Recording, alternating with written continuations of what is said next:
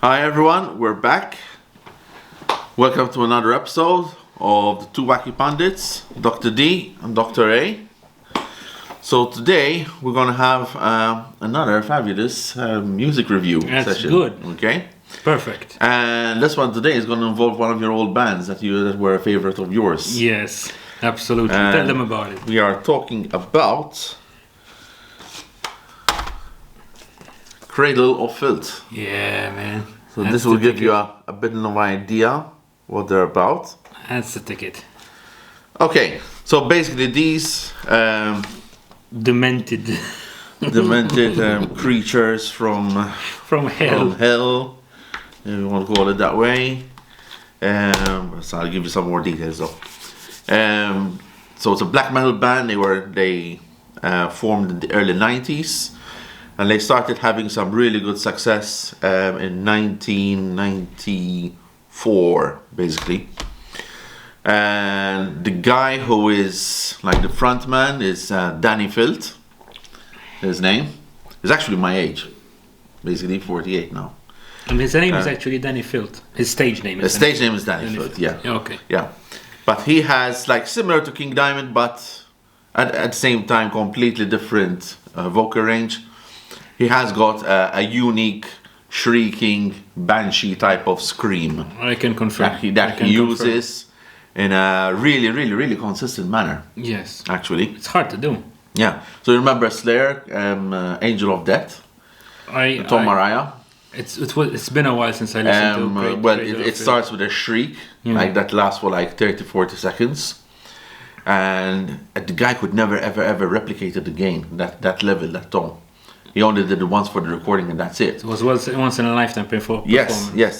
But Danny FILTH, he pulls it off each and every fucking time. Amazing. It's a crazy voice. Amazing. So I'm gonna go through some of their classical hits, so to speak, and albums which are really close to my heart.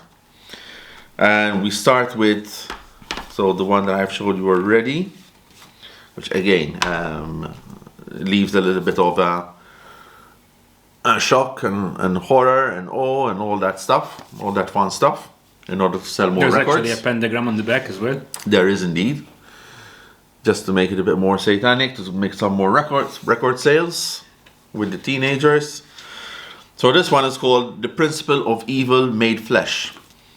And for me personally, their old stuff is the best. Because they're still churning out records now in 2021. Their next album is coming out later this year. Amazing. But the quality has gone down a bit, I have to admit it. But the early stuff, Jesus Christ, it's mind-blowing. Everything, though. True, but some bands keep it going right till the very end. But these guys, I'm not saying that their latest ones are not that good. But yeah, the first few albums, this one, it tends to fizzle out at the end, eh? It's got their creativity, at least. It's got some amazing tracks, like for example, The Forest Whispers My Name, and Black Goddess Arises. What do we have here? Summer Dying Feast is about a pagan festival, basically. So they're not that satanic, to be honest. They're more into the gothic culture, though. All right. Because whenever I went to their gigs, their live gigs, you have the Satanism wearing the inverted crosses stuff, but there are a lot of goths. I see. Goths in general. Culture. Okay, keeping in theme with what we talked about in our last session about the positive thinking. You know, they're really positive. Those people, huh? Oh yes. But yeah, basically the style of music is black metal, but also orchestral. And they really tune everything in, so it's like a very good depiction of the story that's going on. The music tells a story as well. For me, unfortunately, again, we cannot play them right now, but we will put in the links as usual for you guys to check them out. Important. And you will notice their unique style once you start hearing them. That's definitely true. So that's the first one, their first album. Next, we have Again, this is like very similar to Black Sabbath's original album, the first one, remember? I remember that. Okay. And this one is Dusk and Her Embrace. Nice, dark and gothic. And so let me remember what tracks we have on this here. We have, yes, Funeral in Carpathia. This is an amazing, amazing orchestral, fast, slow song. It just the rhythms there, the riffs. It draws you in. Yeah, absolutely. A gothic romance. Actually, it has a subtitle: Red Roses for the Devil's Whore. I mean, it's a love story. Of course. It is. It has to be. But it's very vicious love story as well. Dusk and Her Embrace, that's not too bad, but for me my favorites are definitely A Gothic Romance and Funeral in Carpathia. Those are classics. Next up we have Cruelty and the Beast. I'll give you a quick look at that. Right here. So this is another classic. This came out. When did it come out? Let's see. 1998. From HMV in London. Yeah, unfortunately it's closed down now. I mean, I think I left in Oxford Street, right? A ton of cash. Oxford Street, Piccadilly Circus, you name it. Oh, they were all over the place. Those were but the days. yeah. So here we have some my favorite tracks over here would be Cruelty Brought the Orchids. Again, another kind of a love story stroke ballad stroke maniacal screaming session by Danny Filth. And then we have one which is I remember it because it's uniquely really fast paced. Beneath the Howling Stars. Oh my god, the shrieking in it. It's beautiful. Then we have the last track, which is like pretty much an aria, The Twisted Nails of Fate, and it's like nearly a whole 10-minute long, really aggressive. I'm looking up, seeing, because there is one which I want to talk about. I'm not sure if it's here that I brought it with me today or not.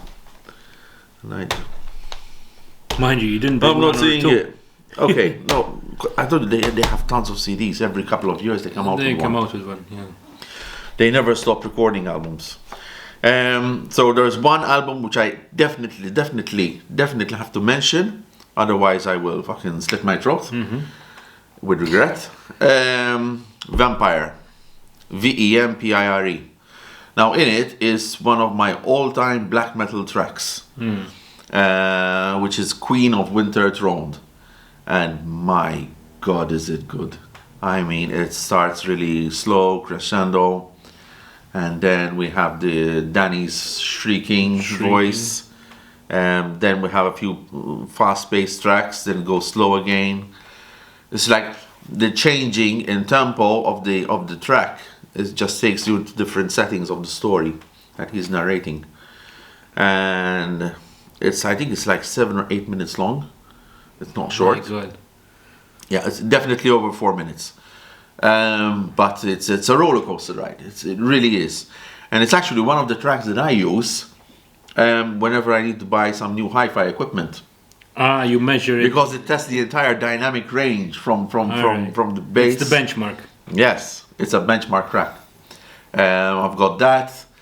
And then I have, well, I have to say it, Cruel Games by Jewel. For vocals. Right. But now there's also another one that is going into my benchmark. But we'll talk about him on another session. Behemoth. Oh yes, Behemoth. Gabriel, blow your trumpets. Jesus Christ. You mentioned him last time. Amazing. But yeah, I mean, Queen of Winter Throned. I will be posting the links for sure. Next up, they did an EP. In 1999. You should tell us what EP means, because So EP, if I'm not mistaken, is an extended play. So it's like an LP that had, instead of having 4 tracks, it has maybe 5 or 6. Right. But technically it still ended up being a CD. So, but this is the actual cover. Yeah, nice and grotesque. And it was like they based it on the theme of the circus freaks. Yeah, right. Or they have in the States. But there was yeah, this wasn't too impressive, to be honest, but the first track from the Cradle to Enslave is got a catchy tune to it. If you watch the music video in particular, at this point I would like to mention their shirts. So the shirts, for example, Vempire. I used to own some of their shirts. So the one Vestal Masturbation, that's coming from Queen of Winter Throne. But I never had the balls to Jesus is SCUNT. Oh. But that was on the back of the t-shirt. I never bought it as well, I admit it. But I think it was from the same album, Vampire. There was one with but from the old one, non-masturbating on the cover. Vestal Masturbation, and that's what it's calling about in Queen of Winter Throne. And in the towards the end of the track, it says those were beautiful shirts. But again, you have to listen to the track to really know what we're talking about right now. And then, now this is where they start getting a little bit more creative here. By the way, before I continue, there's another track that I have to mention. Essential, Her Ghost in the Fog. Now in it, the track starts with Pinhead. Pinhead from Hellraiser. Ah, yes, Pinhead. Yeah, okay. Because the guys are big fans of Clive Barker. All right. Very big fans. And he narrated the intro that's a classic. to Her Ghost in the Fog. Again, another, you have the links here. Video, beautiful, awesome. So this one here, which is called Midian. Okay, this might ring a bell for you, maybe. Not really. No? Clive Barker's Nightbreed. Does that ring a bell? Clive Barker, Nightbreed. It's a movie that came out in the early to mid 90s. Not his most popular movie, like Hellraiser. No, not the Texas Chainsaw Massacre, right? No, that's Tobe Hooper. That's another story. Actually, if we're talking about all this, we'll be doing movie reviews as well. Classic cut movie reviews. Eventually. Okay? But when we have the time. Yes. But it's gonna happen, for sure. Guaranteed. So Midian is basically the place where the Nightbreed in the movie live. It's an underground Atlantis, so to speak. But they have some excellent tracks over here. Cthulhu Dawn is a really fast-paced one. Yeah. Saffron's Curse is very similar, but didn't quite catch the riffs of Queen of Winter Throne. But it was really like melodic, orchestral, then fast-paced, high riffs, slows down again. Actually, Her Ghost in the Fog is in this one. Okay, Midian. God, it's been ages since I've played this. I'll probably be playing this again tonight at some point. Another classic track from here is Lord Abortion. Use your headphones because the neighbors aren't going to appreciate. I do. I have to. My wife will not appreciate it. My wife. That's the. But yeah, one day when I have my Fortress of Solitude, I'll have a home theater and I'll fucking completely insulated. Absolutely, yes. That is my dream room. Let's see what else we have here. Again, quite a prolific band, I have to say. Bittersweets to Succubi is the next one.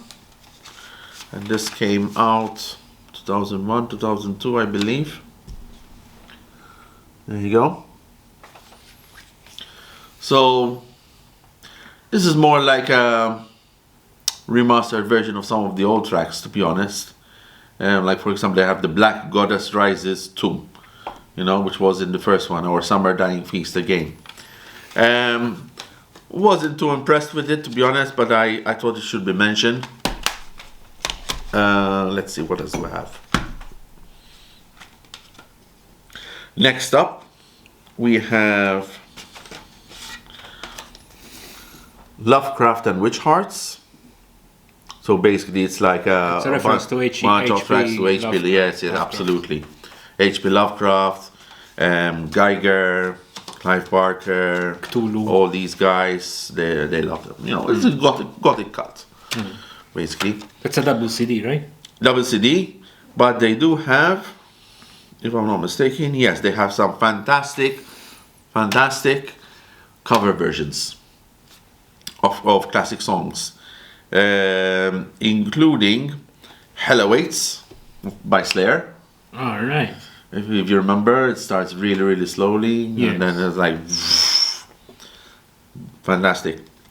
And Hallowed Be Thy Name by Iron Maiden. Now this one, Hallowed Be Thy Name by Cradle of Filth. Holy shit, man! It's another roller coaster ride, and believe me, I mean, it really takes it to the same level of Bruce, if not a little bit better, because it's much more fast paced. They also had another one. I'm trying to see if it's here. You really don't give a shit about your sensibilities, eh? Absolutely fucking not. That's how they sell their records as well. Don't forget. There was another one, For Those Who Died. Yeah, there it is. For Those Who Died, Return to the Sabbath Mix. This is a cover version of a fantastic band, which unfortunately only churned out 2 albums, but those 2 albums were iconic, like cult status. What's the name of the band? Sabbath. S-A-B-B-A-T. Not Sabbath with an H, without the H. And one of their classic songs on it is For Those Who Died. And it's all about the Inquisition and witchcraft, and for all those people who were condemned of witchcraft and died in vain. And that's why it's a dedication for those who died. Yes. Because they were accused of being a witch. But it starts really, really dramatic, this song. It's like a witch in front of the court, and you hear the judge saying, "You're standing before this court accused of heresy and witchcraft. How do you plead?" Reminds me of Copernicus and Giordano Bruno. Yeah, and all the rest. And then guilty. And then the track starts. But they did a really, really, really good job of this. I mean, really proud of Danny Filth and the boys for pulling it off. There is another album. This one, I'm just going to mention it quickly, but it's not my favorite, to be honest. Damnation and a Day. I'll just show you the cover quickly. The best track on this would be Babylon AD. So I'll make sure to put the link as well on. Please do check it out. But there are a couple of albums that I don't have with me right now, and so I have to mention them. One of them, I do admit I forgot the name of the album, but it's all about Gilles de Rain. It's understandable. You remember Gilles de Rain? Gilles de Rain. This guy was some French aristocrat. Yeah, I do have an inkling. Who apparently made a pact with Satan, and in order for him to continue his pact with Satan, he had to do an offering of eating X amount of kids every year. That's right. It goes into that crazy detail. Wow. Yeah, but there's also another track, which is kind of a romance thing between him and his lover, and his lover. She ends up fighting for France, and she ends up dead. So that I think it was it's like Joan of Arc. Yeah. Similar. When you watch it, like it's like a Joan of Arc thing, because she ends up getting burnt at the stake as well. So the similarities are there. So yeah. About Joan of Arc, there's something else I'll tell you, but I'll tell you off camera. Okay. You guys, you will get to know later in time. So that's that album, which I'll put in the links as well.